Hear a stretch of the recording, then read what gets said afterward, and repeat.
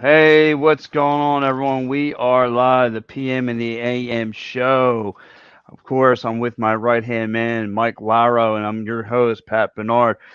Mike, you and I had a busy day yesterday. Before I get into all that talk, shout out to all the mothers out there. Happy Mother's Day to all the great mothers and anybody viewing into the show right now across the social media platforms, whether it be Facebook, YouTube, Twitch, Twitter.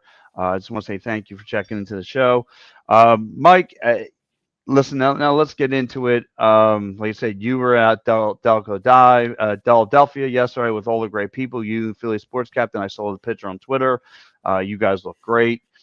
I was out covering a 3-on-3 basketball tournament for my wife's cousin. It was a great time. But listen, let's get into the milk and cookies of everything because today we have a lot on our plate, and we're going to get into the game seven. But however, I cannot help to notice you Mike, if Dr. Phil was ever looking for a replacement, I think you need to be it because as you know, last week I was losing my mind about the Phillies. Yeah. I'm already thinking it's doom and gloom. I already think it's October, and yet we're just getting this baseball started, and the hit season has upon us because your Philadelphia Phillies are have 5 Ws underneath their belt. Kyle Schwarber going to that fifth spot, as Al said on Wednesday, it might have been the best move the Phillies have made because my man has not rocked one but 3 home runs this week. Alec Bohm has looked great, and of course, if you watch yesterday's game, the Phillies win 7-4.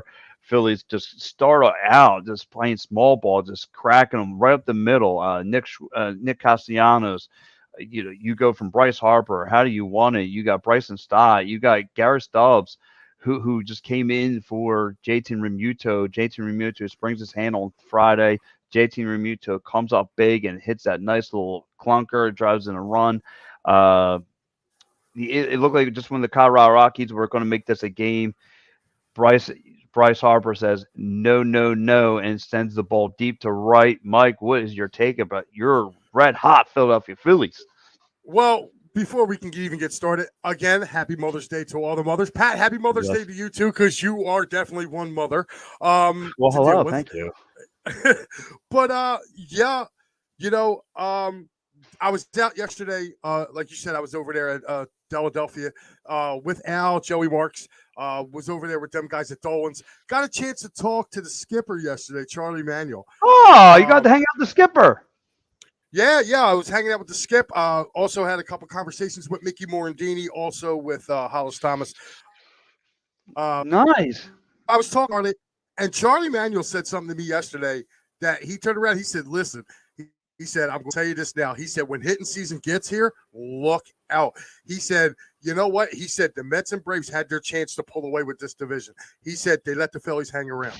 He said, "You mark my words." He said, "They are going to start hitting, and once they start hitting, this team is going to be hard to stop."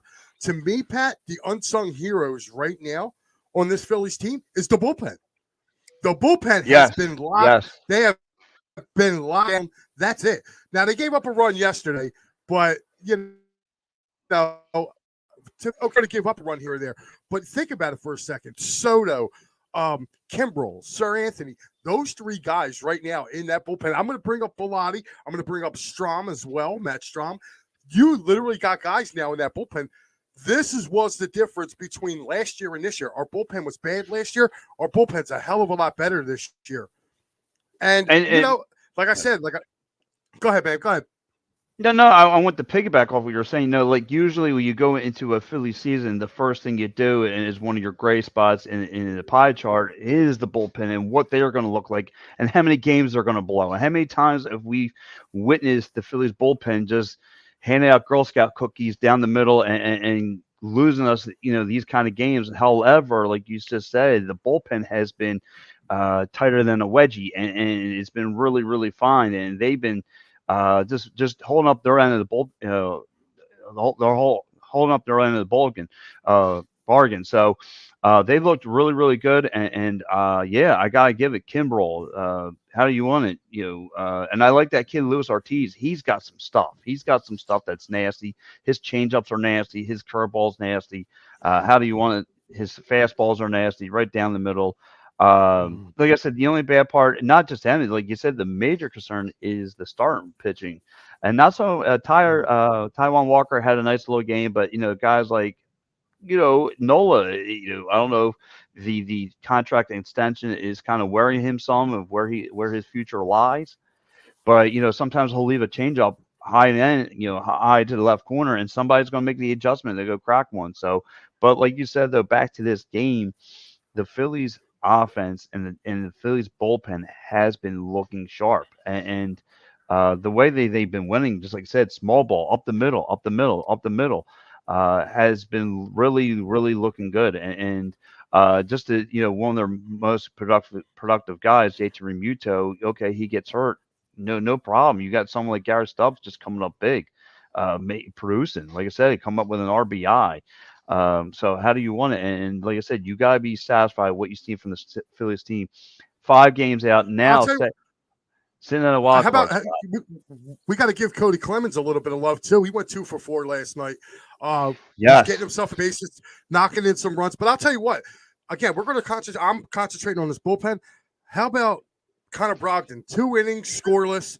Okay, you had Bellotti an inning scoreless. Hoffman came in, the young kid. He came in. He got tacked for a run, but it's okay. And then you had Soto with a shutdown ninth. Like the Phillies gave a 1 run in 5 innings of work. And Ranger, let's for all Yes. intents and purposes, the way he pitched yesterday, yeah, he got touched up in the second and third inning. That was to be expected. It's his first start of the year. He's still kind of got his legs. He's got to get his legs under him. But the thing that really threw me off was he only had 1 walk yesterday. He had 4 Ks. So his control is really starting to come in there. And if this going forward, don't forget, guys, we still got Painter coming on the way. And that kid is Mhm. filthy, filthy. So the Phillies are in good shape. Like I told you last week, just take a deep breath. Everything's going to be okay. I know Yes. watching that series Yes. with Boston was frustrating. It was frustrating because Boston's a beatable team. But if you look at that AL East is a stacked division. If you remember last season, just last year, every team in that division was over 500. So And, I right. mean And that it's a good division. right. And like you said, everyone from Tampa Bay down to Boston. Look, Boston's sitting in the last spot at point 0.5 out. So, look, those guys again. When they had, Baltimore Orioles right now got a 4 game winning streak going on. The Toronto Blue Jays got two. You have the Yankees that got two. I mean, again, Tampa Bay with a lost two straight. But still, like I said, that division alone is going to be a tough outing for anybody. So, listen, let those guys just keep on, raking it in. Eventually, they're going to have to beat each other up and let those guys handle them. But right now, what lies in front of us is those Braves. And listen, we got to figure how to get ahead of them. But like I said, it's a long season. You got plenty of baseball still to come.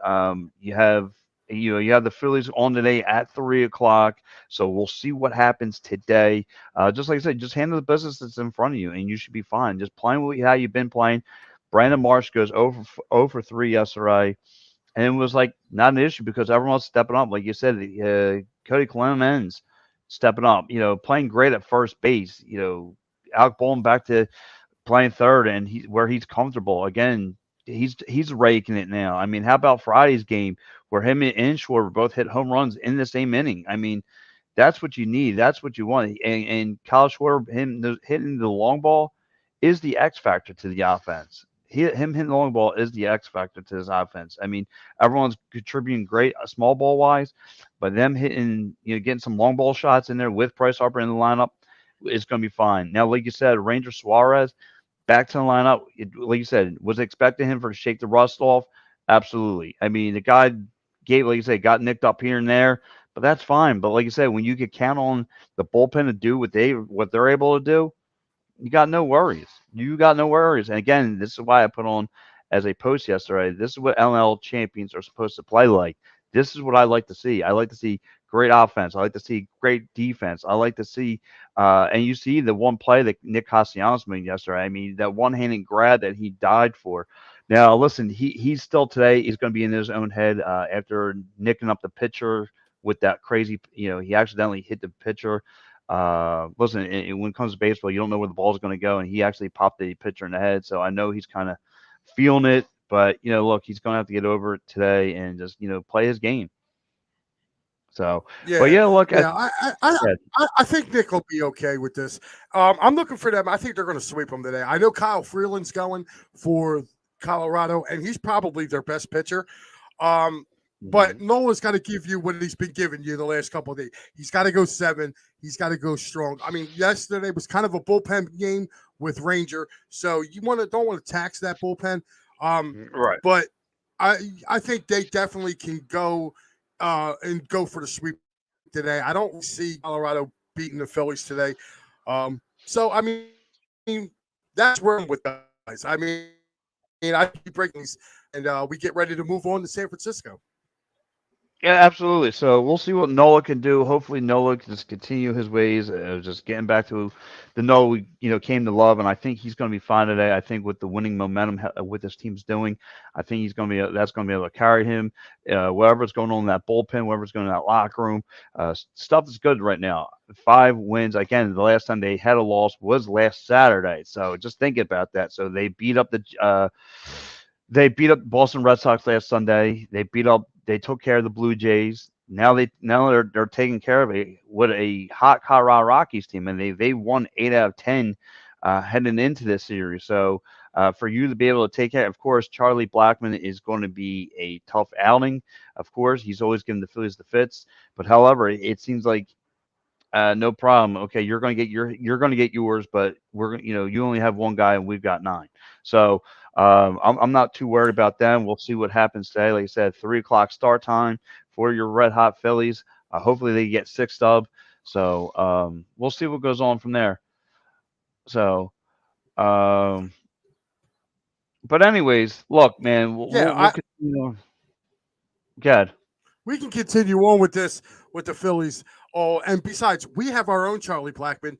Okay, and he plays center field for Marsh. So Brandon Marsh. I'm Yeah. sorry, I said Brad Marsh. Brandon Marsh. So we got our own Captain Caveman. We don't need Charlie Blackmon. But yeah, man, listen. Real quick, man, if you guys find yourself in need, make sure you contact our boy David R. Cherry for workers' compensation, motor vehicle accidents, personal injury, and criminal law. You can reach David at 610-565-0300. And make sure you tell the boys over at Edge of Philly sent you. And, of course, P&M and EAM. Guys, if you're looking to get that crazy get to come up, wait a minute.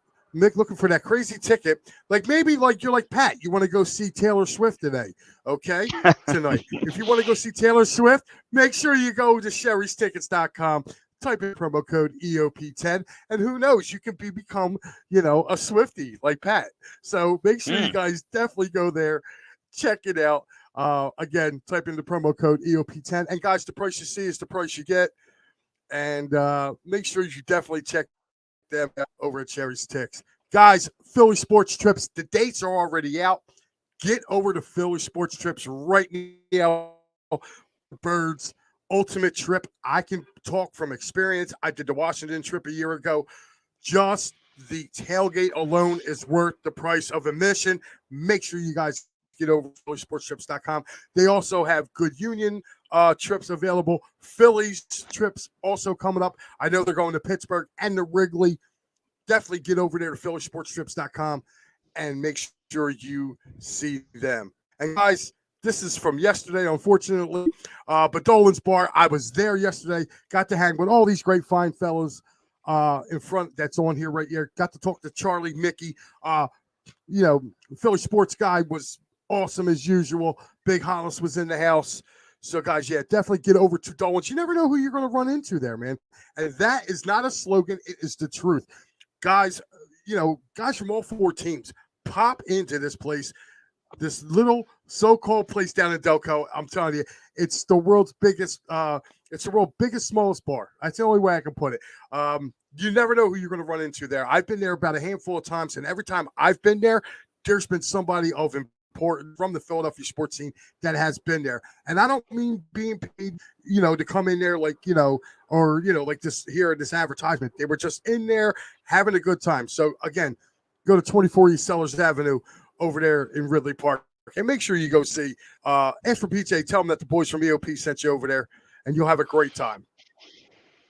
Yes, Mike, you did a great job doing the sponsors. But listen, I look at this Phillies while you're doing that. I'm looking at the Phillies, and how about it? And again, if how about it, who would have thought that Nick Castellanos would have been playing like the way he's been playing now?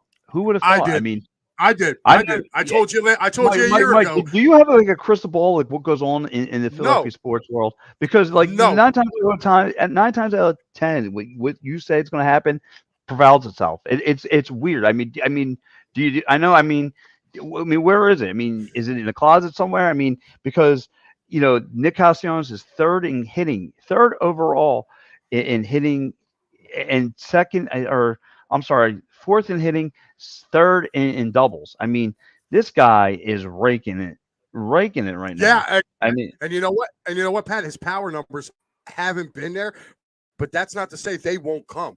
I watched Castellanos all the way back when he was in Detroit, and I wanted the Phillies to go get him years ago. He's a right, good ball player. He's a hitting machine. Like I told you last year, I felt like last year, you got to remember, we had a shorter spring training. He came in late to the Phillies. So he was late. He was already behind the eight ball. He was trying to play catch up all year, and it just didn't really pan out for him. I thought with a full off season, him coming back in, having a full spring training, he was going to be better. Castellanos is a beast. He's been a beast for a long time. That's why that's why he got that contract from the Phillies. And don't get it twisted. He would have got the same contract elsewhere. You know what I mean? right. So the chance for him to come, he knew the Phillies were a good team. And I'll tell you what, his power numbers, wait till he's another one. He's a little bit better than Schwarber when it comes to like once he gets on a power trip, forget about it, dude. Like it'll just, the ball's going to start leaving the yard with this guy. So I think everybody was ready. Some people were ready to throw him out of town. I wasn't. Don't worry, dude. Come on back next year. And his defense, when a lot of people are talking about, his defense got better. Mm-hmm. Yeah, Mike, you're absolutely right. The plays that he's making in the outfield are just spectacular. I mean, the dives that he makes, the one hand grabs. He does everything that you want him to do. This is what we paid for. Like you said, he's getting paid a big bill, and he's putting out the production. And like you said, okay, Kyle Schwarber might have the long ball game.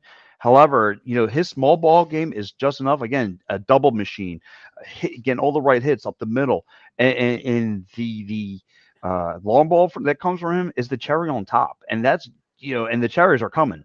The cherries are coming. And look, I'm just fine with the doubles. And I get I've checked out a couple people. They're like, well, he doesn't put up the long. Who cares about that? I mean, driving yes, in runs. Who's he's driving in runs? Who driving. cares? He's getting on base. Moneyball. He's getting on base. He's getting on base. He's producing a double. Like I said, a double machine. So again, he's already putting guys in scoring position. He puts himself in scoring position. So that's fine. And Harper's doing his thing now. Like again, the offense, and Alec Boehm is making contact. This is all what you want right now. The Phillies are getting hot. Another guy who's starting to come around too, after he started out hot, he was hot in the World Baseball Classic, is Trey Turner. Turner's starting to get hot too. He's starting to get on base a little more too. Parsons cooled off a little bit, but that was to be expected, But I'm like, right now, like the one guy who I'm loving in this lineup is Brandon Marsh. He's down in that lineup. He's quietly hitting. He's batting 300, man. Like, I mean, if you would have told us in the beginning of the year that he was going to bat 300, like this dude really took the bull by the horns. He pretty much is showing the Phillies, I'm going to be your everyday center fielder, that you're going to take me out of this lineup when I need a day off. I'm not doing a rotational thing. That's why if you take a look, he's been hitting left-handers very well, and you got to give the kid kudos, man. They kind of gave up on him out there in Anaheim, but I understand the reason too. You have Mike Trout playing center field. You're not going to get much playing time. So for Marsh to come here and being able to excel the way he has, it's been really a good thing to see, Pat. And like I said, it's just starting, dude. We're about 2 weeks away from hitting season. If the Phillies can continue this trend going forward, now after the series today, they go to San Francisco, and you know what? They're not world beaters, but the Phillies often have a tough time in that place. I don't know why, but they do. But I can definitely. San Francisco used their three best. They used their three best pitchers this weekend, so the Phillies should be okay going into that series. Look, Mike, everything you just said, I agree on. Again, and this has got to be a great Mother's Day because you and I usually don't agree on anything. But however, this Phillies team, listen, you want to talk about a place that usually gives them the fits when they go into Colorado, when they go up in the Rocky Mountains. It's usually a tough place for them to play. And however, they're exceeding my expectations of what they're doing now. So for them to go into San Fran, listen, go see Gabe Kapler, remind him why he got released and why he's not there now. Just keep on just tackling the runs. Do what you've been doing. Play small ball, small ball, small ball, and you get guys like Harper and Kyle Schwarber who's been making great contact and having the balls leave the yard. Hey, listen. Have those fans go in their canoes and go chasing balls in the river because that's about what's bound to happen. Go get yourself a souvenir from Bryce Harper because that's bound to Right. happen. So, but listen, we could sit here and talk about the Phils and all the things they're doing. However, Mike, I just want to bring up one quick point. Can I bring up one quick point, Pat, before we move on? Yes, sir. Harper over these last 5 games, he's 7 for 20, 4 home runs. Or I'm sorry, 7 for 20, 4 RBIs, 1 homer, 4 doubles. Okay, over these last 5 games. A pretty good output from the number 3 guy. Yes. So, yeah, from a guy who's just getting back into the lineup. Listen, he's not the Tin Man. He don't need oil to get shake the rust off. My man is coming out there swinging that axe. But you know what it is. Now we got to move on to a pressure cooker right now. This pressure cooker coming up tonight, and Pat, Mike, a lot of people in the Delaware Valley, dude, they're not feeling good about this game. On the other hand, I really tonight. I feel really confident. I feel like maybe Boston may have shot their load in Game 6. To me, I think it's going to go either one or two ways, but I think either the Sixers are going to win it or they're going to get blown out. Listen, listen. This comes down to everything you and I have been talking about. He goes, relax. They're playing a bad Rockies team. They lost 3 reds. Again, this has got to be your Davey Downer. Davey Downer is doing the program. Yeah, Dave Yarnold. You have to pay attention to what they're doing. Again, before heading into this series, they won 8 out of 10. So Dave needs to do his homework before popping up here. But anyway, listen, I've had the cold sweats thinking about this game. I don't know what Sixers team we're going to get. I was hoping Thursday night we were going to close this thing out, and I don't know. Again, this is Game 7. The Sixers have lost 6 out of 10, won 6 out of 11 games in Game 7. This is Doc Rivers' 16 Game 7. He's 6-9 in Game 7s. Again, if you remember, the last time the Sixers and Celtics met in a Game 7 was about 10 years ago, 11 years ago, against that nasty top, Kevin Garnett, the Paul Pierce, the Ray Allen. Don't remind you. Rondo putting up a triple double in that game. So again, and we only had Drew Holiday, we had the Spencer Halls, we had Thaddeus Young. Yeah, we had that team. Iguodala. Oh, yeah, you forgot. Yeah, I was about to say Iggy, but didn't the Sixers only lose that game by like 5 points? I remember watching. And listen, I was they away played with them the tough. ex-wife. Yeah. Listen, Pat, I got to look at it this way. I wrote notes down. Okay, and this is what I wrote down. For the Sixers to win, okay? Toby's got to show up. He's got to score a little more tonight. Harden's got to keep facilitating, okay? Maxey and Joel, they just got to keep scoring, okay? But you need more scoring from the bench. These are my takeaways right now for the game. If they do 3 out of 5 of this, they're going to win the game, But you need Harden's got to facilitate. If Toby just gets around, Toby's got to get anywhere between 16 to 20 points. He gets 16 to 20 points, the Sixers are going to be okay. So I'm not concerned about the Sixers tonight because there's really no expectation. Nobody expected them to beat the Celtics. Not me, not you. No. There's a handful of people that's on this network that said, "Oh, they're going to the finals," and I mean a handful. And I wasn't one of them. So I look at it like this, dude. I tell you, just like this, if they win, it's great. I think if they win tonight, they are going to go to the NBA Finals because I don't see Miami beating them at best of 7. If they lose tonight, it's just more questions to keep answering. We'll have more questions for next Sunday. Or is James Harden going to leave? Who do we bring in to replace him? Because to me, I'm sorry, if they lose tonight, I'm not bringing Harden back. I'll let him go back to Houston. Mike, listen, everything you just hit on. Listen, this is what this rivalry was based off of. It was not based off the regular season. It's based off their playoffs, and this is what makes this this love hate relationship great because, again, this goes back to the obviously the Wilt Chamberlains versus Bill Russells. This goes back to Burr versus Doc. This goes back, the great stories. However, to talk about this game, you're going to, like you said, you can't have what happened Thursday. You can't have Tobias Harris play for 41 minutes and only give you 2 buckets. You can't have DeAnthony Melton play for 20 minutes and give you a 0. You're going to need offense production. You can't rely on Maxey and you can't rely on Embiid to do all the dirty work. You can't. I mean, I get it. You want to have Embiid low in the paint? Fine. Guess what? Marcus Smart, Brogdon, know what they're going to do? They're going to shoot the lights out from perimeter, and your perimeter defense sucks. And it just is what it is. And James Harden needs to get busy. He was 0 for 6 from the perimeter. That's not good enough.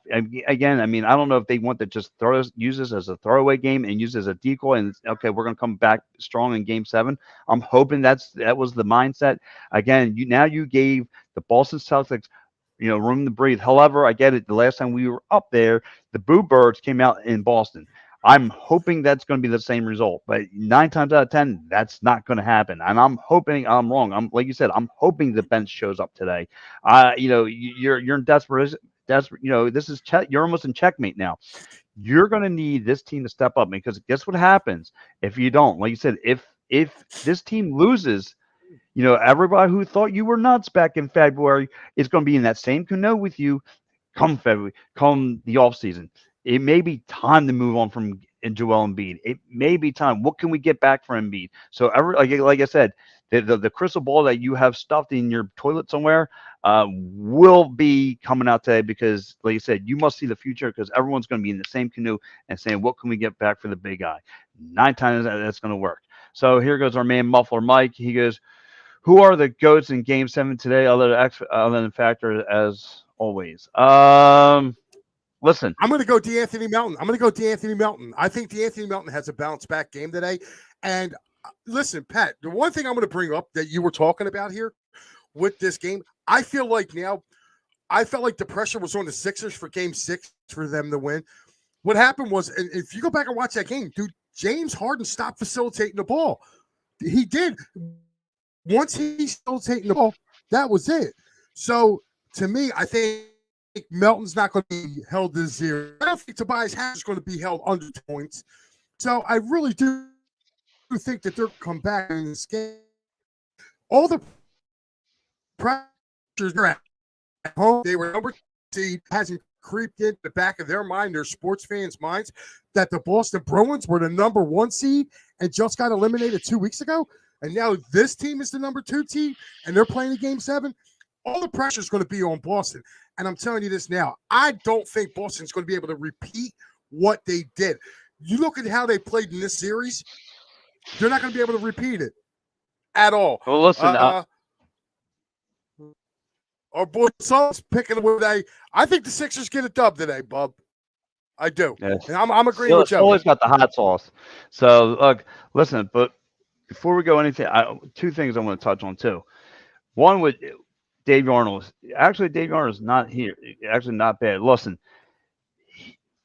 Tatum has through this whole series has not even been an X factor. He gets hot at the right time. He comes up clutch. Again, last game, fourth quarter, he came up with 16 solid points. He was killing it from the perimeter and all that stuff. So again, he for him not to be an X factor is something good. I mean, like again, I was listening to Dives and the guy Tiago. They were right. I mean, this Boston team is very, very beatable, very, very beatable. And listen, I got to give Marcus Smart, something. He's not afraid to give Embiid. He doesn't fear for a guy who's smaller than Embiid. He's not afraid to give him the fits. You see him; he fights him for the ball. He's become a pain in Embiid's side. So he's played very, very tough. So again, let's see what happens today. Here we go. We got a couple of good comments coming up. Joe Sullivan was also touching the Boston is taking the lump. A lot of tight butts up there. Hey, listen, Joe, there's nothing wrong with a little tight butts there. Whoa. Wow, hold on, time out. You mean you actually waited 31 minutes before we got one of those references? Wow. It's Mother's Day. I'm just morning. No, listen, not enough that's caffeine. the reason? Yeah, not enough caffeine. Here goes our man, a muffler Mike. He goes, zebras, not goats. Just looking it up. Yeah, he used the wrong emoji. Scott Foster, Eric Lewis, Bill Kennedy. But yeah, and here goes one from Miko Spencer. He goes, if Horford finally gets hot, it's over. Sixers had to have him wide open. Lots of series. Celtics win by 4. Listen, I hear you. Listen, the way I look at it too. Spence got a point with Horford. Horford, yeah. Again, he's like the Celtics' Nick Foles. All right, he's hot there. Okay, he plays very good there. So, listen, they're going to have to try and buy him again. They're going to have to figure out a way to shut him down because he's actually been playing good basketball for them. Like I said, you're going to have to come up with a different scheme because, like I said, Embiid, low in the paint, fine. They're just going to shoot the lights out on you. They got guys like Malcolm Brogdon who comes off the bench playing some red hot basketball. You got Marcus Smart who can shoot the lights out, and he'll do it in Embiid's face. He'll come in the paint and do it in Embiid's way. Again, they got guys like Robin Williams who comes up huge. Again, they need to come up with something big today. This has got to be Doc's best basketball today because, like you said, the question is if he loses today, he's going to be in the hot seat. The trade Embiid talks are going to be going bonkers this whole summer. It's all there. I mean, a lot of conversation is going to be there. So it's put up or shut up time. It's climb over this hill or get knocked down to it and go through a rebuild process. And that's what the fans don't want. And if they lose today, it's going to be an ugly summer for your Philadelphia 76ers. And I'm wondering what are they going to do. I mean, go ahead. Well, here's the thing, man, with that. If they do get knocked out today, you're really going to have to start questioning whether it's not the Sixers wanting to trade Embiid. It's Embiid wanting to be here. That's why I said what I said back in February. Okay? It's Embiid. Like, if Embiid turns around and goes, listen, get this dude out of here. But it also depends on, too, who the Sixers are going to try to bring in. Like, if they let him go, if they let Harden go, and they bring in somebody like a Chris Paul or a Dame Lillard, then that kind of spices things up a little bit to maybe he might want to stay.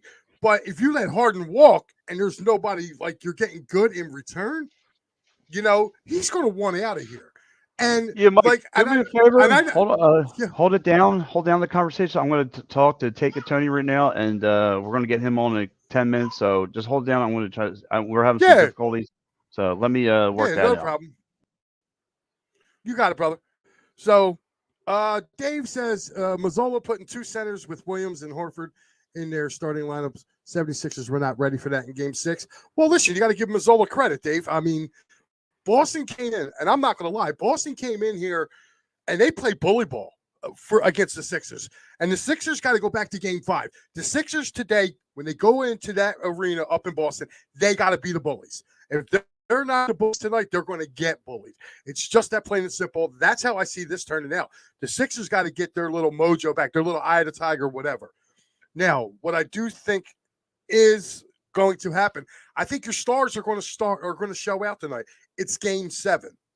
I think you're going to see the very best of Jason Tatum. You're going to see the best of Jaylen Brown. I think you're going to get the best of Joel Embiid. I would not be surprised if you get the best of Tyrese Maxey. Those 4 guys, I got a feeling, are going to ball out in this game. The supplemental guys are the guys that I'm worried about with the Sixers. Can the Sixers bench outplay the Celtics bench? If that is going to happen, then I think it's going to be a long for the Sixers. Miko Spencer checking in says Celtics are going big today. White is coming off the bench. The crowd, the paint, and the Sixers shoot the ball and beat the team. It looks like I said, I mean, I understand where you're coming from with that. But I feel like there's too much pressure on the Celtics. And the Celtics have buckled under the pressure this year. These playoff games, every time that they've had to put a team away, they've struggled. They struggled in their first series against Atlanta to put Atlanta away. And they had 3 different occasions to put them away, and they didn't. They almost had to go to a game 7 with Atlanta. And if Atlanta didn't go cold in the last 3 minutes of that game, that series would have went 7. Sixers are a lot better than Atlanta. If they don't go out and try to take the jugger, the Sixers got to take the jugger. They got to come out right from rip and just go right at them. If they go right at them, I'm sorry, I think Boston's going to fold. There's something off with this Boston team from a year ago. The year ago, they were the best team in the East. I'm not trying to hear about Milwaukee. Milwaukee was banged up a year ago, but they were the best team. The right team from the Eastern Conference made the finals a year ago. I felt very strongly about the Celtics going into this playoff series or this playoff season. I thought they were the best. They haven't been playing like the best. And to me, there's something off there with this team. And I'm not the only one been saying this. It's been all over. I mean, different media outlets have all pointed out the same thing. This Boston team is very beatable. And the Sixers have been there. I mean, the Sixers, they blew out the Sixers in game 2. The Sixers returned the favor in game 5. So there's been blowouts already. Today is going to be a very close nip and tuck. There's going to be tight sphincters on both fan bases watching this game, but the Sixers got to be bullies today. Joel Embiid's got to be a bully, and that's the only way. If Marcus Smart wants to try and come in that lane, you got to send a message clear and often, come on in. And for me, keys of the game is this. The Sixers bench has got to produce better. Harden's got to facilitate more, and he's got to be better. Dylan says they are winning today. Dylan, I hope you're right. Like I said, we've been sitting here talking about this, and from what I understand, they got to be, like I said, they just got to be bullies. Oh, there's the captain. Here I am, sir. So I'm waiting for Nick, Take a Tony, Philadelphia Wings star, to hop on with us. So I just resend him everything. So we're going to be hearing from him soon. But listen, let's continue this conversation because, like I said, a lot of people, like myself, I couldn't sleep tonight. I couldn't sleep through the night because I had to know what team's going to show up. I've been thinking about this game heavily. It's been heavily on my mind. It's going to be tough to try to overcome this because, like I said, I think about the ugly side. What happens if there's an L? What's going to be the summer like? Because let's keep it a bean here. The big man might be out of here. Doc might not be here for a head coach. What could be a good thing too. What's going to happen with James Harden? I mean, the window of success here, and then what happens? Are you going to be a contender after that, or are you going to be back in, or you're going to be a bottom feeder? We don't know, but we need to know if this team is going to show up today and beat those Boston Celtics. Because I don't understand. I want to say that.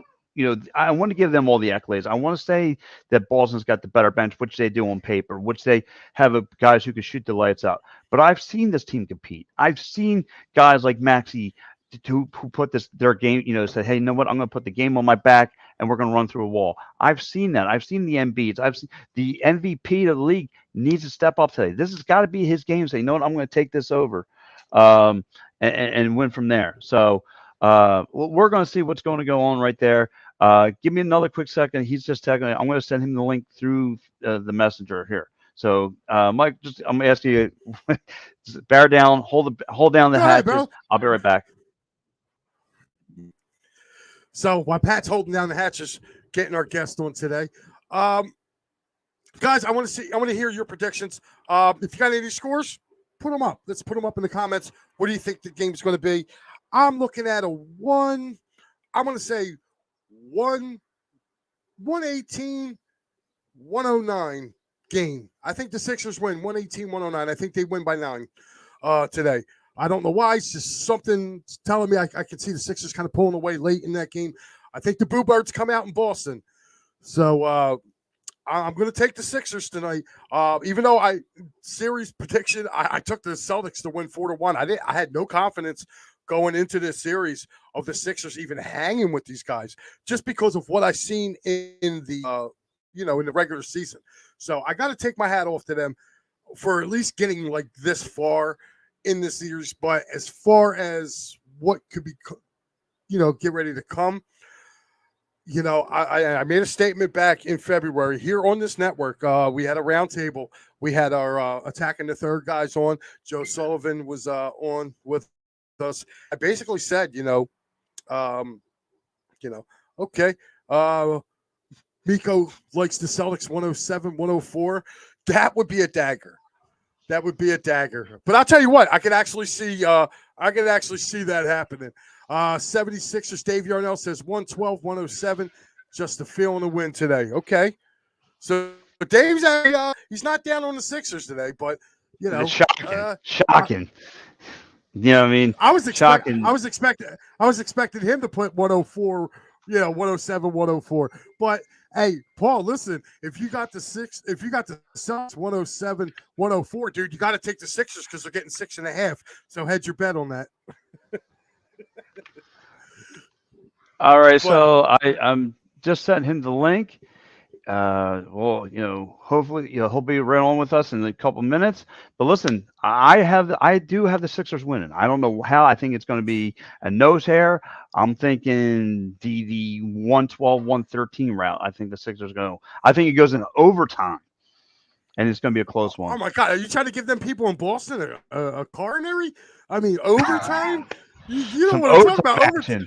You don't want to talk overtime, dude, with people in Boston right now. Listen, but no, I got them. I got the Sixers winning. I got them putting up 118, 109. But Mike, not to shift gears here. If you're a Florida resident right now, how good do you feel? You got your Florida. If you're a Miami resident, rather, you got your Florida Panthers going to the Eastern Conference Championship, and then on the NBA, you got the Heat going to the Eastern Conference Championship. So you got to feel pretty good if you are a Florida resident right about now.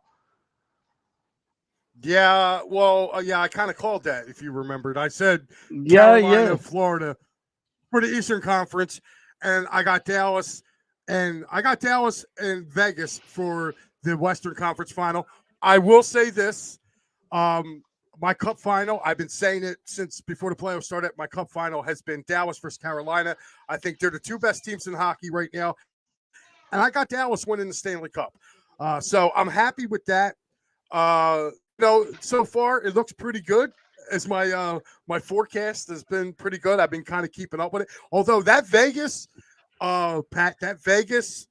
Edmonton series has been really good, and Vegas gets a chance to close them out tonight. So, can you imagine if Vegas goes up to Edmonton and close out? Yeah, and listen, something, man. That would be again crazy. But how about this, Mike? Something's really, really going to chap your butt here today, because how about this? Another former Flyer ex-coach having great success. How about that Dave Haxtell taking the Kraken to almost the promised land over there? I mean, just something else. It's just amazing of what another ex-Flyers coach can do. Just give him a little bit of talent, a little bit of time, and see where he can go. So again, like I said, it's just amazing to me of what it can happen when you have a little bit of good stuff. It's just like I said, it just bothers me. You talking about Davey Haxtell? Davey Haxtell, yeah. Davey Haxtell, yeah, he's looking pretty good. Listen, Dave Arnold checked in. He said Jimmy Bucks is waiting for the former Eastern. Hey, Jimmy buckets. He's a different beast in the come playoff time. You gotta tip your cap. Um, so Yeah, but you know what though? Tyler Hero getting hurt is a big thing. So you definitely that's definitely going to be a hard thing to do that. yeah. So listen, why Let me we ask you wait a quick for? question, man. Go, Uh, throw it at me. uh, Listen, do you think if the winner of this, I think the winner of this Boston Sixers series, I think that's your potential NBA champion. Do you feel the same way? Yes. Because I'm not confident in either Uh, one of these teams in the West. I mean, listen. I kind of like I said. I think whoever wins this, like you said, has a good potential of winning the whole thing. I didn't be, but I gotta be honest with you. I didn't see the Lakers making this kind of a splash either. I mean, I gotta just keep it real. I mean, the Lakers have been playing lights out basketball. I mean, I know we're kind of like locked in on all the Eastern Conference, you know, playoffs, the playoff pool. But like I said, you gotta kind of have your eye rolling to the west a little bit and see what these Lakers are doing because, like I said, I didn't expect them to make this kind of a run. But here goes Miko I'm Spencer not worried checking to about. the I'm program. not. Parlay money line, Celtics Tatum Yeah, over parlays. Embiid. Yeah, you have to translate, because I don't talk. Yeah, this is back in conversation. I don't know. Uh, uh, Uh, uh, yes, he has a parlay going. He has a parlay going right now. He got the Celtics in the money line, which means just straight up. He got Tatum over his point total, Joel over his point total, Harden over. So he put a pretty good one down today. Joe agrees with me about the teams are going in, but all right, let me. I'm not so worried I'm about gonna the get a Lakers. hold of I this think guy. all right, if he can't get on, dude, we'll just roll He without him can't. here No, no, no, because no. That's you know what I mean. But Joey Sullivan says the Lakers are red hot. Joey, I agree with you. They are red hot, but I don't think that they would go a 7-game series right now with either this Boston team or the Sixers. Yeah. And plus two, like I think it's gonna be a hard series for them just against Denver. I think Denver's pretty much on the roll right now. They took out the team that everybody kind of anointed the darlings of the West in Phoenix. So I would watch for that series to be. I think it goes. I really do. And if the Sixers should prevail today, which I believe they're going to, if they should prevail today, them and the Heat, that could be a really good series as well. But I would be happy because it would be the first time all playoff season the Sixers actually have home court. Think about this for a second, guys. The Sixers get to the NBA Finals, they have home court. They would have home court. Like, this is crazy. And that's even if Denver got there. Even if Denver got to the NBA Finals, the Sixers would have home court advantage. Is that not nuts or what? I mean, God, can you imagine the Wells Fargo Center, Game 7, NBA Finals? Denver is playing well right now. They are, Dave. They are.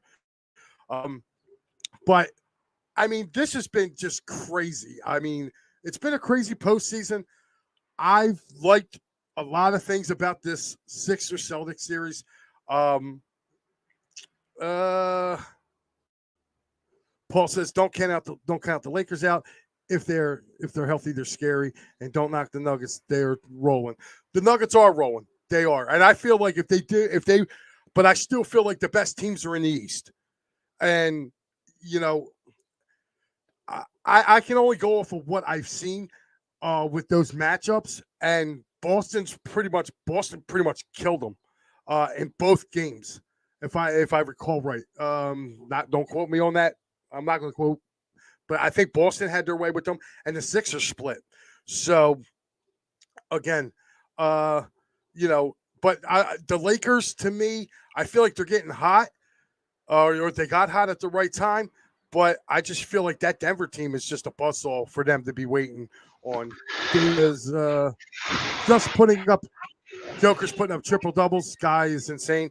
Yeah, he is. But like I said, Dave, too, when you come in the East, those teams, they play defense, and they play really good. Jokic is a good player, but there's barely any teams in the West that play defense. They really no. are. Well, listen, Mike, we can sit here and chatter about this because this is a great debate. But however, your Philadelphia Wings, the most improved player this year, is about to hop on with us. One, Tate Katoni. Tate, what's going on, brother? How's it going? Thanks for having me. Oh, Tate, it's great to hear from you. Tate, listen, brother. You and I met 2 weeks ago up in Rochester. It was great to meet you. First of all, congratulations to you on winning the most improved player on the team. How's that feel? Yeah, it's great. Yeah, I didn't have.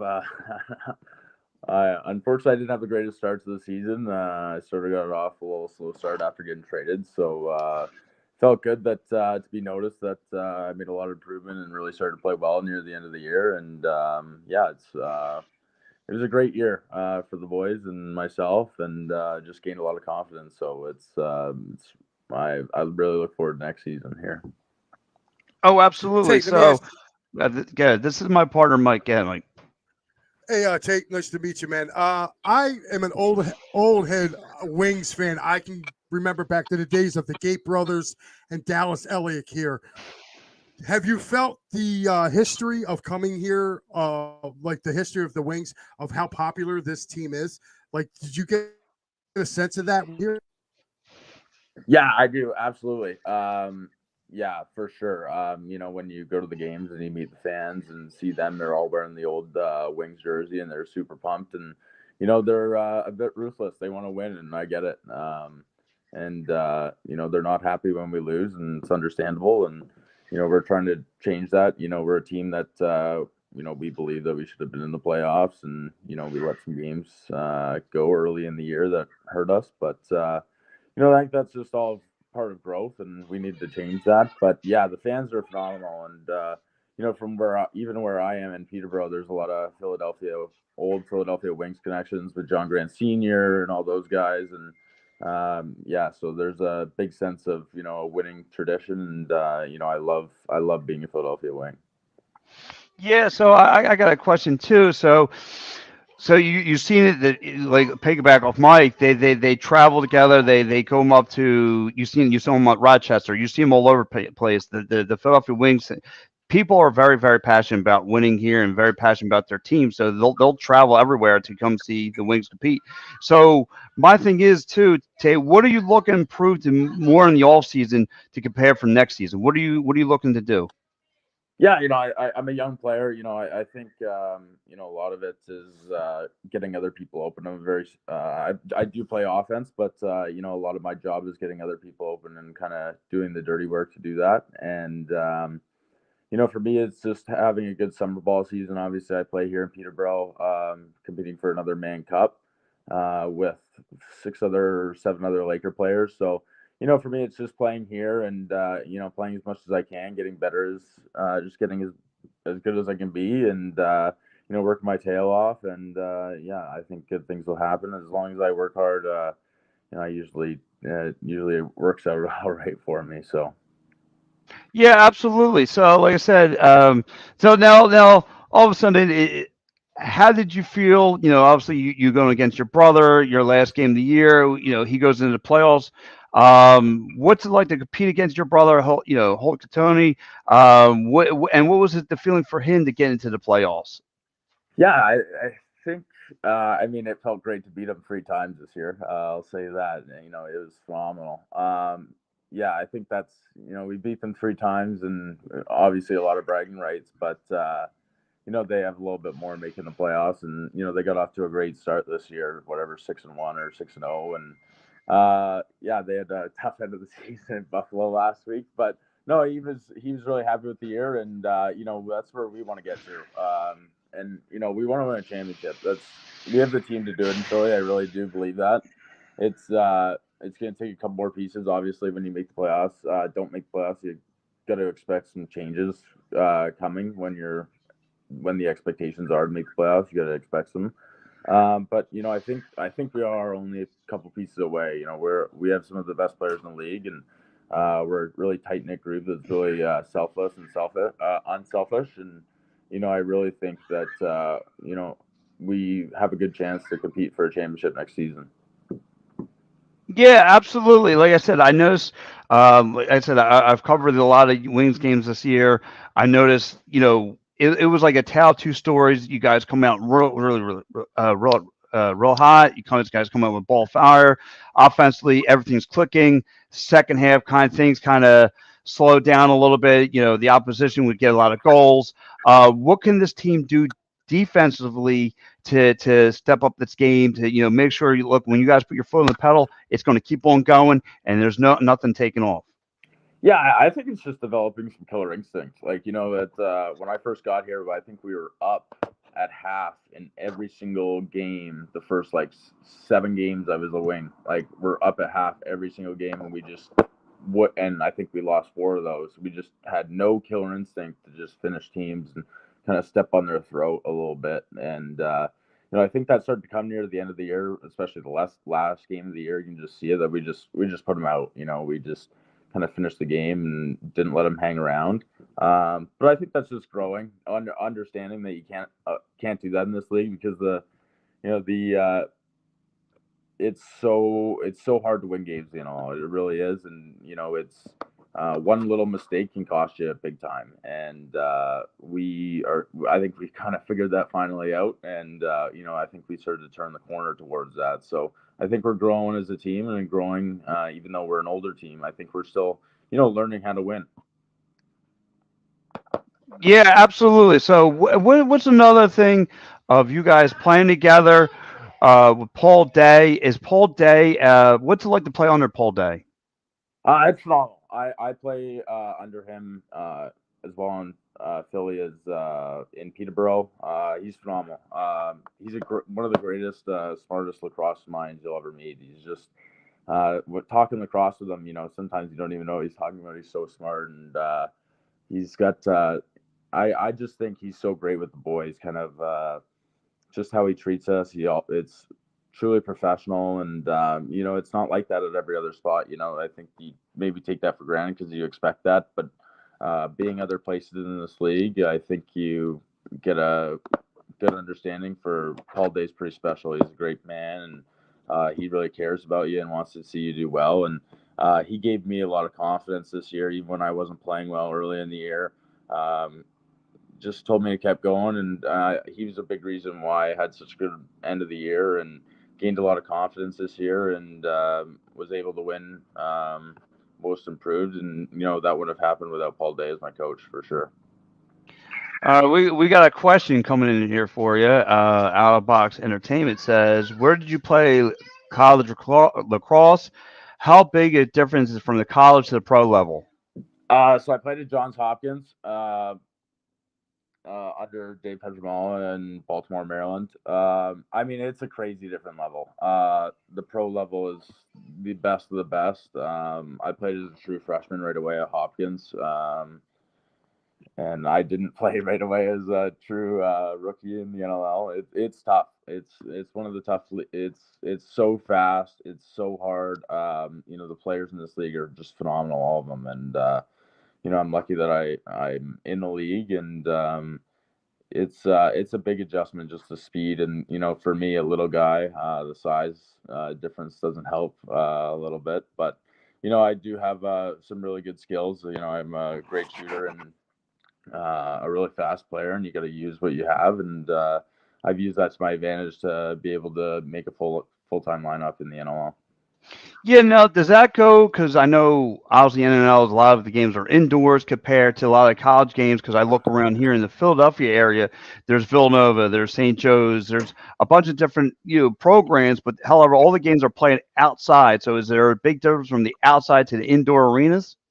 Yeah, I mean it's a completely different game, right? So it's 5-on-5 in box, and then it's you have 6-on-6 in field, whatever. I only play offense, so I don't know about Right. defense, but it's 6-on-6. So yeah, it's a huge difference. It's one's kind of more of a team game, I would say. Like box cross is more of a team game. Cutting, passing the ball to your teammates, and I love field lacrosse, but it's more of a individual game, which I kind of dislike, and it's not so much of a team. One guy can really take over a game in field lacrosse. So I get the sense that for me that I'm more of a box guy than a field guy, but it's a great game, and I really enjoyed my time in college playing. So yeah. Okay, we have another question. My man Muffler Mike, he chimes into the show. He goes, "What positives did you take from your time in Panther City and Albany to improve your play in Philly?" Yeah, like I just, just playing, to be honest, seeing how good the league is, and I got off to a pretty good start in Panther City, but, you know, I was pretty understanding that I wasn't going to have a future in Panther City with the GM there. He wasn't necessarily a big fan of me, so, whatever. And I just, he made that pretty clear when he drafted me, and I thank him for everything. I gained a lot of experience, and I had a great coach in Panther City, Tracy Kluski, that really helped me, learn the game. I didn't play for 3 years uh, because before my first NLL year because of ACL injury and then COVID. So, for me, it was just playing and gaining reps and playing against the best players in the world and playing with the best players in the world. You just get so much better, and you ask them questions. And yeah, I've been really lucky to be able to play with the players I have that helped my career big time, and I don't think I'd be where I am in Philly without them. Oh, absolutely. So, listen, I got one more question for you, Tate. Listen, what's it like coming Fourth of July, party? You're with your brother, and he might wear the Rochester shirt or something like that. You have a potential want to slash him right there, or check him into the maybe the egg salad table or something.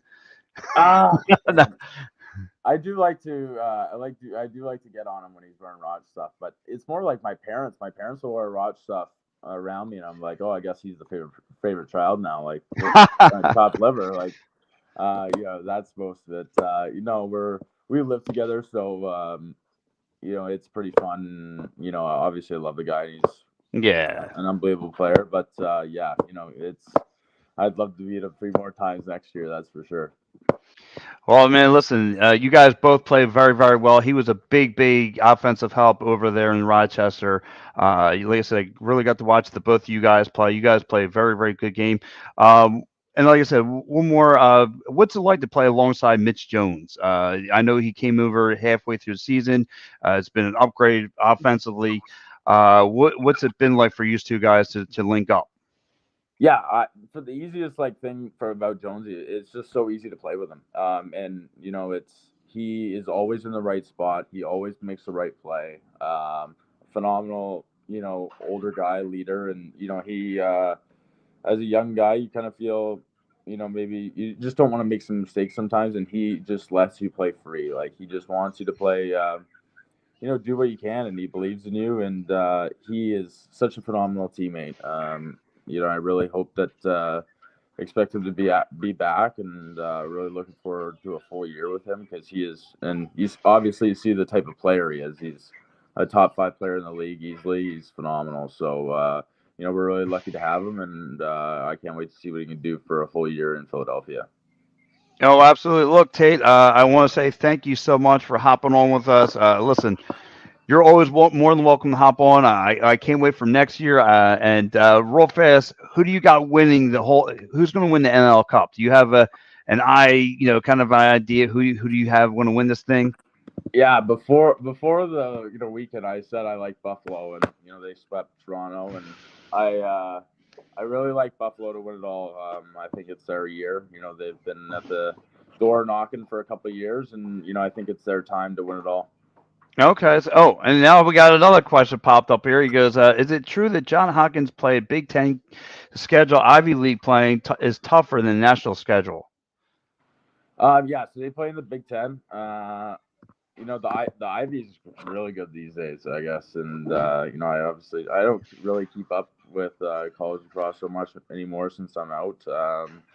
But yeah, the Big Ten usually it was always Hopkins, Maryland, and Penn State, and Michigan won it this year, which is great for Michigan. They're just got a D1 program about 10 years ago, so that was great for them. The Ivy's really good. For me, it seems like the Ivy Leagues can never get it done in the national championship game, so I always hold that against them. But no, there's some phenomenal teams in college. So I'd go Ivy right now over Big Ten, but it's close. No, absolutely. So, look, again, thank you so much for hopping on with us. I appreciate your time. Like I said, comes regular season time, you and I will be linking up again. Perfect. Ideal. Perfect. Uh, Thanks so much. Thanks so much, Thanks. RJ. Enjoy the rest of your Mother's Day, sir. Thanks, sir. All right. Now, listen, that was Take It, Tony. Got to learn a lot. Got to meet the guy last week up in Rochester, or 2 weeks ago up in Rochester. Great dude. Mike, thanks for popping out here. Oh, look who's checked into the program, the Foodster. What's up, fellas? Happy What's Mother's up, Day to you Fuji? all. The Fooge. What's Always up, Fuji?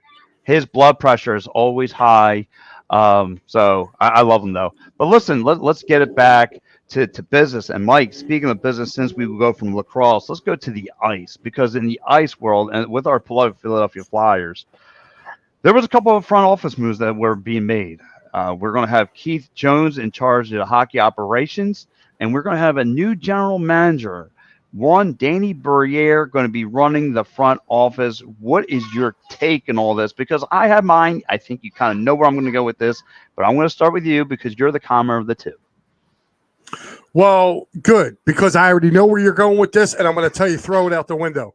And the reason why I'm going to tell you to throw it out the window, it's not the same old Flyers. It's not them going back and, we're going to get guys that haven't, that are just a part of the old regime and bringing back former Flyers and all this other happy crap. It's not the same. And I'm going to tell you why it's not the same, Pat. Danny Briere cut his teeth somewhere else. Okay. Keith Jones, yes, he was a Flyer late in his career.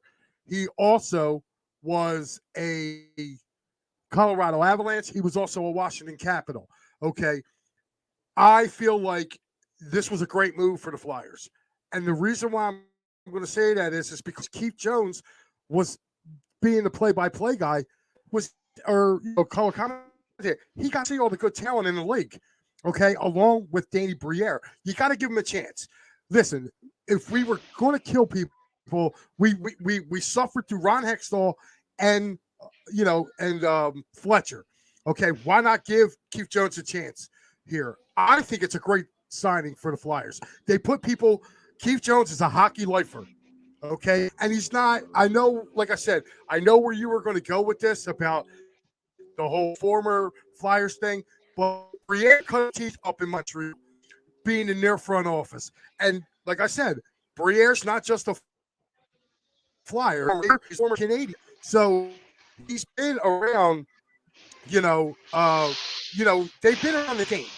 And I got a feeling that they're going to, this was a good thing for the Flyers. And I've listened to national people talk about this. EJ Raddick was ecstatic about the Flyers selecting Keith Jones as, president of hockey operations. You're listening to guys on there, former players were like, dude, Keith Jones was probably the best fit for the Flyers. It actually came down between him and Eddie Olczyk. Eddie Olczyk was in the finals for that run-in too. So either which way, the Flyers couldn't have done bad. I think our three finals was it was Olczyk, Keith Jones, and Scott Mellanby. Now, you got to take a look at that, man. And I feel like they made the right choice here. So I'm happy with it. Well, listen, and Steve checking is hoping to develop a hypertension today, but Jonesy knows what he's doing.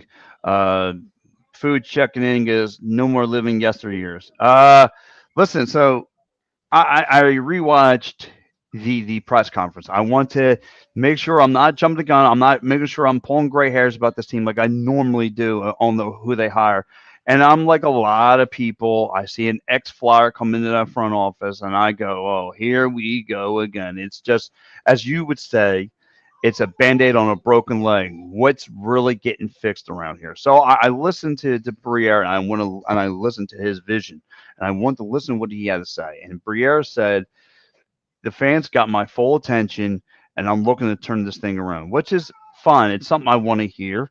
And he also said, and Keith Jones actually brought, something. He goes, you talk about former players not having, pretty much, and I'm paraphrasing, this is for me, not having success. He's been around. He's friends with Joe Sakic, who won a cup, Greg Berube, who's won a cup. who transpired from being a player to a front office guy. Uh, Rick Tocchet, so forth. So Brendan Moore, right? Brendan Moore is about to take this Carolina team on his way. It was on the cusp of getting to a cup run. So these guys are really, really know what they're doing. And it kind of put me in check a little bit. Maybe Briere does have another vision. Maybe he knows where he wants to go.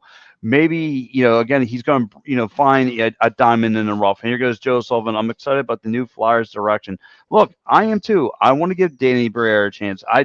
When I see, and look, John Tortorella automatically jumped down the fans' back about it. He's like, you guys see a next Flyer, you automatically just assume for the worst. It's like a disease. He's like, relax.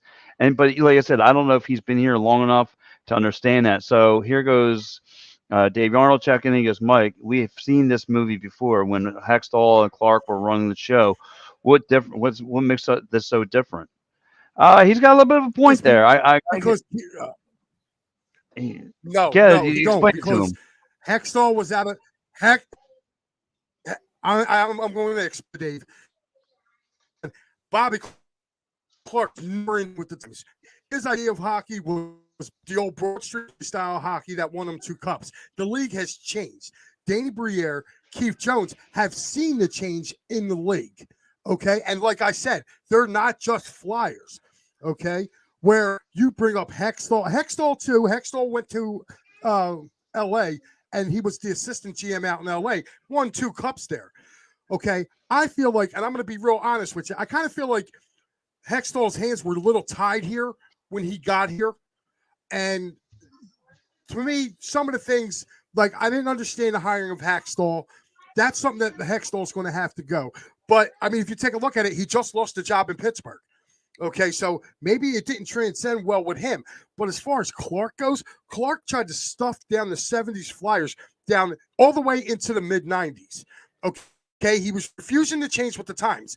You got 2 guys here now that are with the times. Go back and look at some of the drafts that Montreal made, okay, and some of the players they selected. Danny Briere was behind quite a few of those.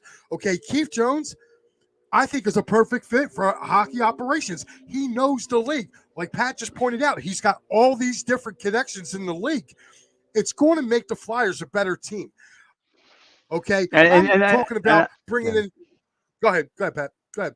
No, I think though, with a lot of people, and I think it kind of like they don't want to hear rebuild. Obviously you look around the city, right? You got the Eagles playing well, you got the Phillies playing well, you got even the Union and the Sixers, right? And so I guess the patience for a lot of people around here are like myself, win now or don't win at all, and it's kind of bothers some people. But like you said, you gotta like listen to these guys in the press conference. Now, listen, if they say, if they say one thing and they don't do pans out, then the fans were right. But I do believe Danny Briere and like you say, Keith Jones kind of said in the press conference, one thing about calling these games and all this stuff, you do travel, around the league to understand what, you're good friends with people and you understand, what kind of goes on. And he is a smart dude. I mean, he's not, I get it. Like a lot of people just see him, oh, you're just this funny guy on the radio. No, he's actually a well-smarted mind. And like you said, to piggyback what you just said about Danny Briere has been in Buffalo, has found some diamond in the roughs, has went to Montreal, worked, find guys like Nick Suzuki, another diamond in the rough, find these young upcoming talents. He's been part of the Colorado, and look where they are now. So again, I think they are going to change. I think he's gotten tired of seeing the way this team has just pretty much went into it. Like I said, on paper, does it look bad because they're ex-Flyers? But you have to, like you said, what do we thought about you and I, especially last summer, who crushed the dreams of John Tortorella being the head coach of this team. We thought this was the worst idea ever. He's actually flipped our eyebrows. Okay, he's actually turned our heads a little bit. Like, okay, this dude knows what he's doing. He's developing mature players, and like I said, that's what you need. So you got Mike Fuji checking in. What did he just say? He goes. He says the thing the thing is with Paul Holmgren is still in the front office. Yeah, listen, until they remove him, and listen, I think they're trying to bump him out of the way now because again, he needs to be in there. And listen, and that's what kind of thing did bother me in the press conference. Holmgren's Holmgren's only a senior advisor over there. That's Right. it. He really doesn't have much to say in the eyes of team.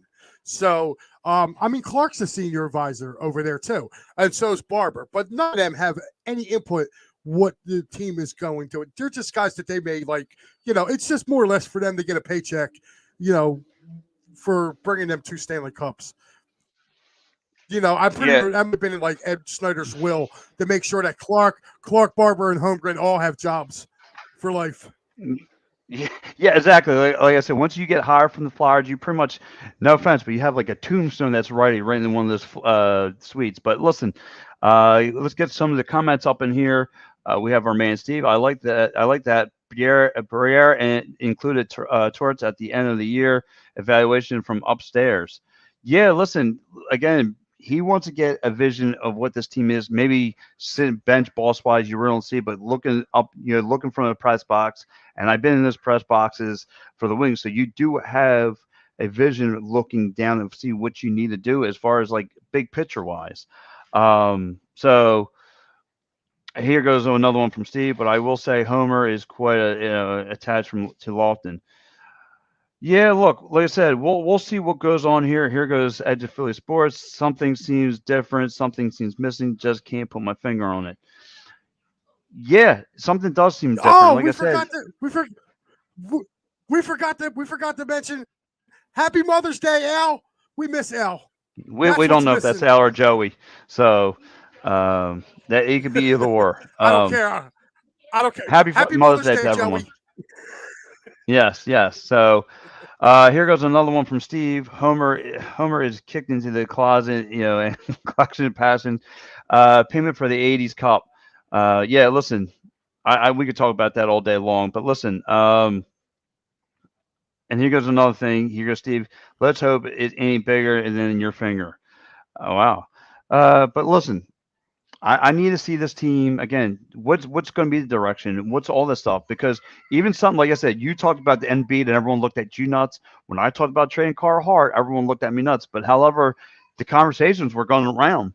So I don't want to tip our caps that we know what we're talking about, but we know what we're talking about. So anyway, you look at it, and John Tortorella, like I said, did say, listen. I know, like I said, a lot of people look at it as ex-Flyers. They kind of get old Will and Bill about it.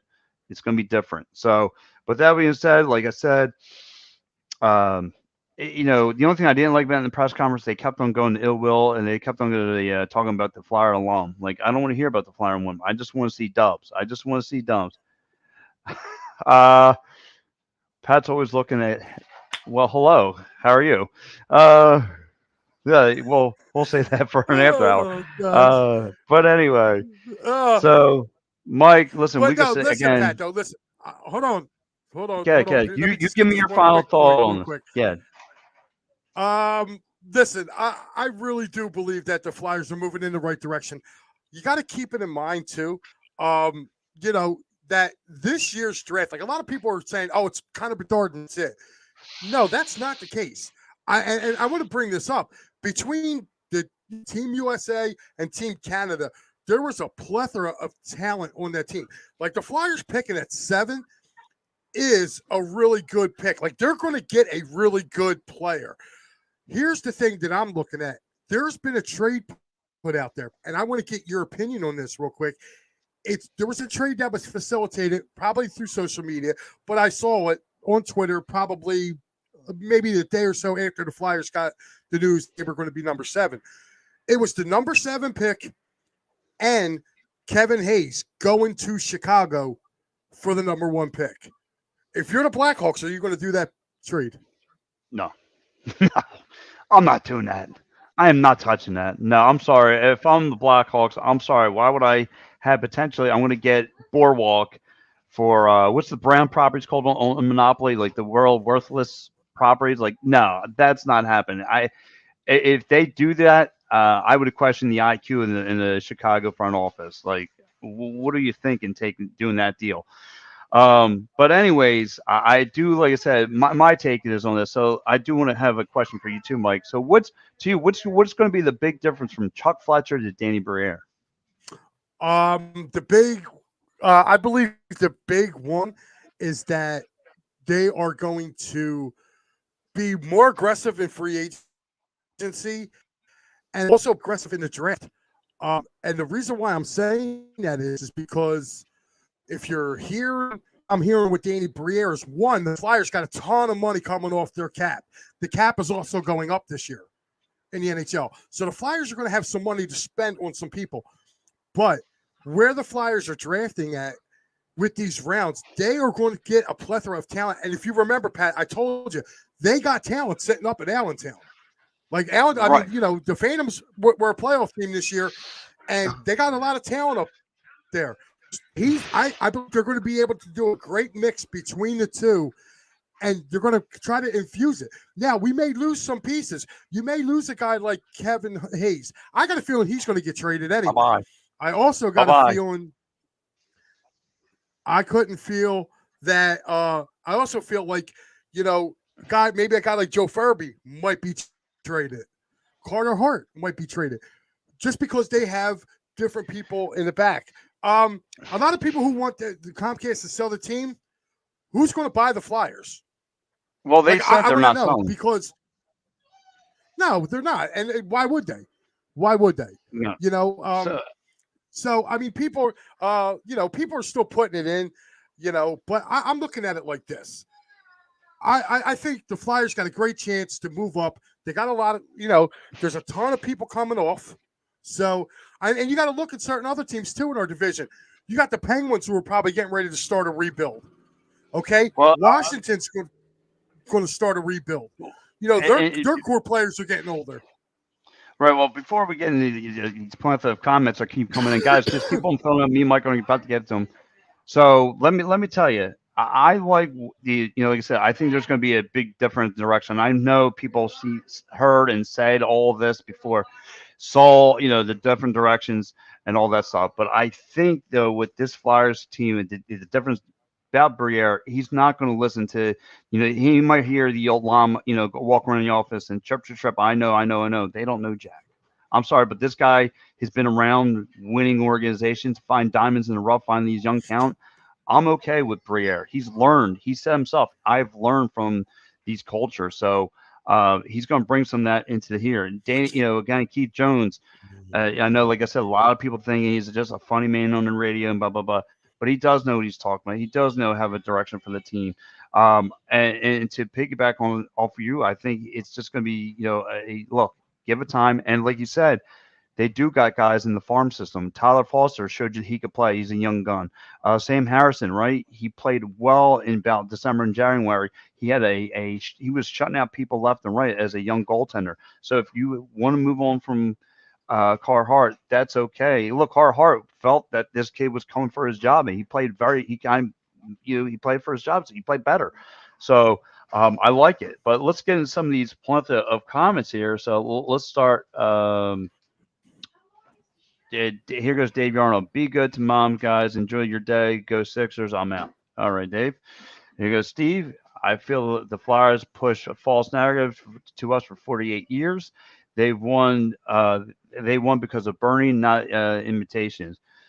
Here goes our man Joe Sullivan. Flyers should be good at 7. Flyers should get a good player at 7, but the top 5 are really good prospects. Yeah, Joe. Usually, top 5. Anything after 5 is usually a hit or miss. But look, we don't know. We don't know. We listen. That's up to Danny Briere and see what he does from here. Here goes Miko Spencer. I'm hearing that the Penguins are packing up a deal move to get a younger draft. And listen, and this is something I want to touch about the Penguins. Listen, 16 years that team, that organization made the playoffs. 1 year that they miss, Ron Hextall, gone, gone. I mean, that shows you, organizations like that don't play around. Don't play around. Here goes one from Joe Sullivan.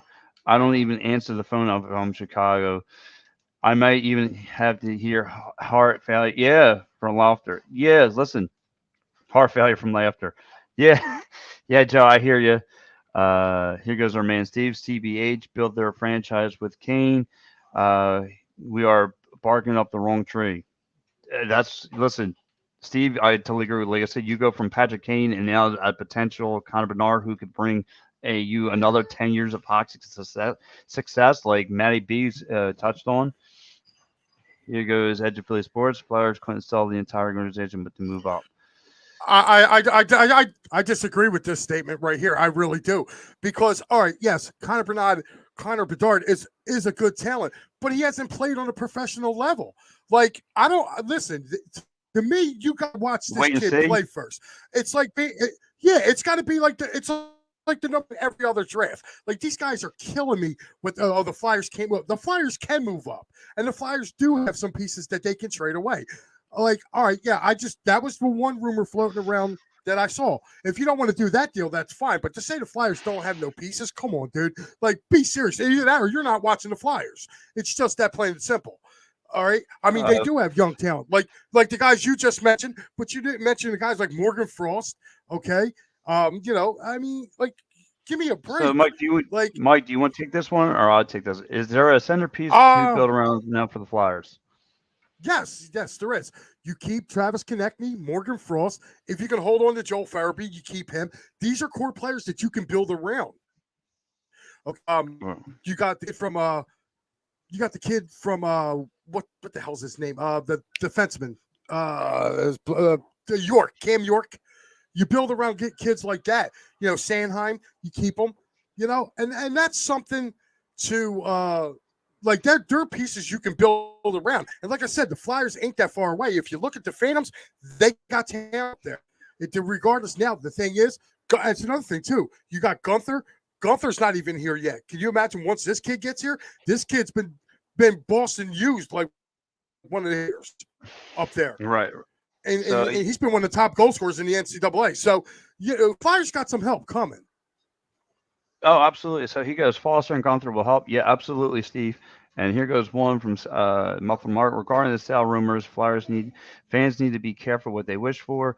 Look how difficult it was for Snyder to sell the Commanders just because of the value. Do you really want to add drama when you're trying to build a winner with a staff with a staff that you're finally with these times?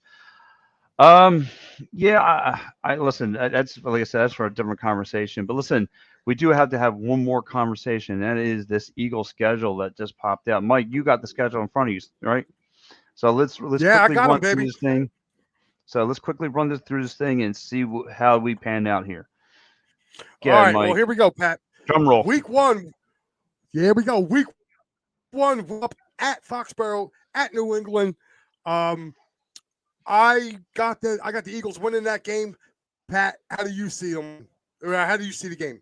It's Tom Eagles Brady winning. Day. I know you got the Birds winning that one. All right. 4 days later, they have the home opener at the Link, Thursday night, 8 o'clock, Minnesota Vikings. We all know how Kirk Cousins is. He turns into a great pumpkin after 8 o'clock. I got the Birds being 2-0. Make it sound like it's a Cinderella car. But yes, I agree with you. I agree with you. I got the Birds 2-0. Okay. Here we go, baby. The following week after that, the Eagles get a nice rest. Big time. Another primetime game. Shock. The Birds on primetime. Monday Night Football in Tampa. I got the Birds winning that one. So I got them starting off 3-0, baby, so far. Where do you got them at? Eagles heading down to Tampa. Eagles taking that one 3-0. All right. Week 4, the Birds come back home. One of their rare 1 o'clock games that they have after the rare 1 o'clock games of the season. They play the Commanders in South Philly. I got the Birds going 4-0. I think they take that game.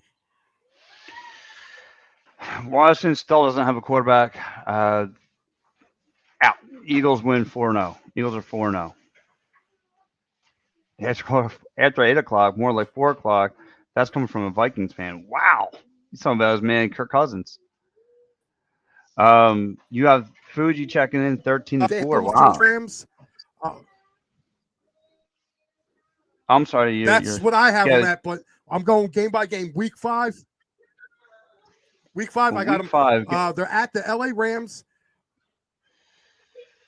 at the Rams. I got the Birds winning that one to move to 5-0.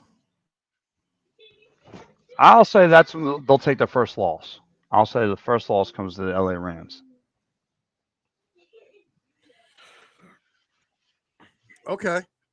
Okay. Week 6, they are at the New York Jets. A rematch against Aaron Rodgers. The Birds never lost to the New York Jets. Could this be the year? No, it is not the year. I got the Eagles right now 6-0. I'll give the Birds back to the wing streak, back to the win column, 5-1, going to take care of the Jets. All right, now, week 7, another primetime game, Pat. At the Link, the Miami Dolphins come to town to take on the Philadelphia Eagles. A lot of people have this game as a loss. I don't. No. I think Jalen Hurts outduels Tua in the pros. I got the Birds winning that one. They move 7-0. I got the Birds winning at home. Okay. Following week after that, they play at Washington. We all know Washington, when the Birds go to Washington, that's another home game. Yes. I got the Birds winning that one to move to 8-0. I got the Birds winning that one too. Then one of the big ones, the Dallas Cowboys, 425 at the Link, week number 9. I like the Birds in this one. I feel the Birds will get the better of Dak and crew in this game. The Eagles start out 9-0 under my predictions right now. Pat, where do you got this game? I know a lot of people are about to get their wet socks and beat me with it, but Dak always plays good here in prime time. I'll have to give it to the boys, to the Cowboys. Make it. I think the Cowboys take that one. So you got the Birds at 7-2. I got them at 9-0. Go bye week. Okay, week 11 at Kansas City. Eagles get their first loss. In my book, they get their first loss. Revenge is all they want. Just because you lose the Cowboys beforehand and then want your revenge on Kansas City because of the Super Bowl and so forth, Eagles win that one. Okay, so you're basically flipping. We're basically flipping Kansas City with Dallas. So I got the Eagles at 9-1. I got the Eagles at 9-1. You got them at 8-2. Next up, at home, the Buffalo Bills come into town. Buffalo does not play well here. They do not have a winning record in the city of Philadelphia. I think they've won here twice in their franchise history. I think that streak continues. The Eagles win that game, putting them up at 10-1. I have them at 10-1. Birds beat the Bills. Bye-bye, Bills Mafia. You're cooked. Birds beat the Bills. All right. So you got them at, was it 9-2? You have them 9-2. I have them at 10-1. Big matchup, week 13. San Francisco comes back to the Link. I think all questions get answered then. We were the better team a year ago. We're the better team this year. The Eagles, I'm telling you now, this game is, you thought the NFC Championship game was bad. This team's going to stomp a mud hole in the 49ers. The 49ers are not coming here and winning. I don't care what quarterback they bring. Matter of fact, tell Kyle Shanahan to sign 4 quarterbacks that week so he doesn't run out of quarterbacks. I got the Birds with that one really big. And they move up to 12-1. I agree with you. Unless they have a fountain of youth somewhere around in San Fran to come into South Philly for Joe Montana, Steve Young, or Jerry Rice, they got no chance. As my man Vince McMahon would say, no chance in hell beating this Eagles team. Okay, week 14. We go to Jerry's World. Sunday Night Football. I got the Birds losing.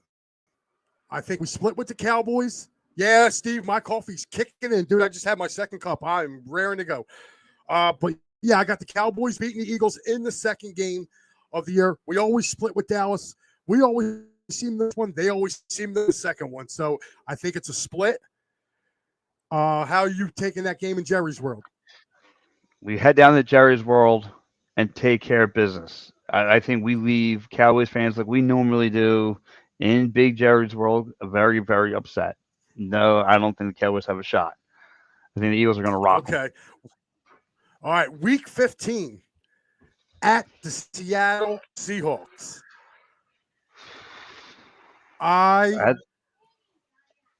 This one, I had to go. I had to do it. The Eagles do not play well in Seattle. They haven't played well there their last few times there. I got Seattle winning that game, a close one. I think Seattle wins a close one there. It drops the Eagles to their third loss of the season. So I have them losing that game in Seattle in a close one. Pat, where do you see that one? Eagles need to wrap this game up to wrap up the whole number one seed. I think the Birds take it. I think they beat Seattle to get that one seed by then. Okay, so that brings you up to what's your record on that one? You were up to what? Let's see. When you were 12 13 and 1, and 2. 13 and 2. You have them at 13 and 2. Okay, I got them at 11 and I got them at 12 and 3 at this point. Christmas Day at home, the New York Football Giants come to town. They're not winning that game. They're not winning that game. We own the Giants the last God knows how many years. We own them. It's going to continue in Philly. I got the Eagles winning that game. So, Pat, Christmas Day, how do you feel about that? Wow, our first game against the Giants on Christmas Day. Sorry, Giants fans. Better luck next year again. You keep on hoping to rock our worlds, and however, sorry, but the Christmas present you want, you ain't gonna get. You're gonna get a cup of coal for Christmas. Sorry, it's not happening. Yeah. Yep. And then week 17, Jonathan comes back to the link with his Arizona Cardinals. I don't see that team coming in here and beating the Eagles. I got the Eagles winning that one, giving them their 13th win of the season. I got the Eagles at that point at 13 and 3. Pat, where do you have them? So they beat I think by then it's going to be safe to say they'll be playing their backups, and depending on the situation, I think they might take the loss just because they're not going to need the W. I think it's just going to be resting people for the playoffs. I'm going to disagree with a little bit of that because, to be honest with you, I feel like the second best team in the whole NFC is the Dallas. I think the Cowboys are going to be right on our heel because I've seen Dallas's schedule. Dallas got two kind of rough 4-game sets. They have one in the beginning of the season, one towards the end of the season. So I think Dallas is going to need those games, and I think they're going to be right there. I think Dallas is the second best in the NFC. I think that's why I took the Eagles. The week 18, I think this is the week the Eagles wrap after week 17. I think they wrap everything up. This is the week that they take off. The Giants at the Meadowlands. I got the Giants winning that game because the Eagles are going to be playing Marcus Mariota and the Wawa boys. Yes. And by then, it's all going to be wrapped up. Eagles will be sitting, hopefully, on paper, it looks like they'll be sitting at that one seat again. Like you said, they can start the Wawa boys and the Krispy Kreme donuts guys. Right. Like so, yeah, that's me. I just had to decline it. But you know, this darn kid. But anyway. You talking mean about his Cowboys, his Giants? He's got a ringing one. Well, no, he probably off the air, but I got the Eagles at 13 and 4. I agree right here with Miko. I got Dallas right behind them. I think Dallas is the second best team, and believe it or not, it's Eagle Cowboys. They will play for a third time this year. It'll be the NFC title game. I think Dak finally gets there because I'm not sold on anybody, with the exception of Seattle. I think Seattle can make a lot of noise. Excuse me one second. I think Seattle can make a lot of noise. So you got the Eagles being 12 and 5. I got them being 13 and 4. Yeah, just like I said, and they might be 13 and 4 too. Just like I said, I was just being courteous, but But like I said, I think that they're going to have like a lot of these games wrapped up and all that stuff. So, but we'll see. I mean, like I said, on paper, that's how we have. But look, I want to thank everyone for checking in for this great episode of Mother's Day. But let's, Mike, before we roll out here, one more question before we go. What is the meal plan? What do you have for the great Jamie for this Sixers primetime game? Having for No, Great Jamie's got to work. Great Jamie's got to work today. So we have to do the something home supervisor's else. not home. Yeah, and home supervisor's getting ready to go into. She's got her, duties today. So we're gonna make other plans to do the Mother's Day dinner for her. But actually, dude, I'm grilling dogs today. I'm doing hot dogs and Going the wiener route. Yeah, going the wiener route. Maybe throw some burgers on the grill. So I'm looking forward to doing that. Speaking of one, I saw John Barger had a new food idea. I saw him put a banana and put peanut butter and jelly, but instead of the hot dog, he puts a banana in the hot dog bun. Italian dinner at Agello. I can't say that up here tonight. Wow. Asiago. How goes? Okay. Well, hey man, that's an awesome place, man. But listen, Pat, make sure you have a good one. Go. Yeah, I got it. Right? Monique wants pasta, so we're gonna do shrimp Alfredo. So we're gonna do some shrimp Alfredo, and that's the way to go. Are you cooking? But anyway, yes. No. Are you cooking? You want to fire an ambler? No.